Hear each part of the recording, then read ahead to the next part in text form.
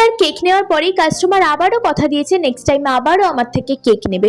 যখন কোনো কাস্টমার প্রথমবার আমার থেকে কেক নেয় না, আমি কেকটা প্রচণ্ড টেনশনে অ্যান্ড ভয়ে ভয়ে বানাই যে কাস্টমারের টেস্ট অনুযায়ী আমি কি কেকটা বানিয়ে উঠতে পারবো, তার কি ভালো লাগবে।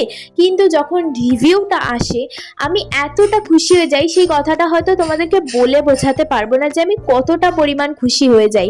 আর তখন কাজ করার নিজের প্রতি বিশ্বাস প্রচণ্ড পরিমাণ বেড়ে যায় যে না, আমি ভালো খাবো আর কাস্টমারকেও আমি ভালো খাওয়াবো।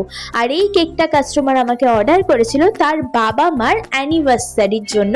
আর এটা পুরোটা ছিল হোয়াইট ফরেস্ট কেক অ্যান্ড ডিজাইনটা ছিল একদমই অন্যরকম। আর এই কাস্টমারই আমাকে এই ডিজাইনটা সাজেস্ট করেছিল যে এক সাইডে পুরো ক্রিম ওয়ার্ক থাকবে। আর যখন অ্যানিভার্সারির জন্য কেক, বাবা মার জন্য কেক, তখন তো একটু স্পেশাল করতেই হবে। চেরিগুলোকে কিছুটা লাভ শেপের করার চেষ্টা করেছিলাম, অনেকটা সিমিলার হয়েছে। তোমরা অবশ্যই কমেন্ট করে জানিও কেমন হয়েছে। আমার তো ভালোই লেগেছে। তো এখন আসি, টাটা।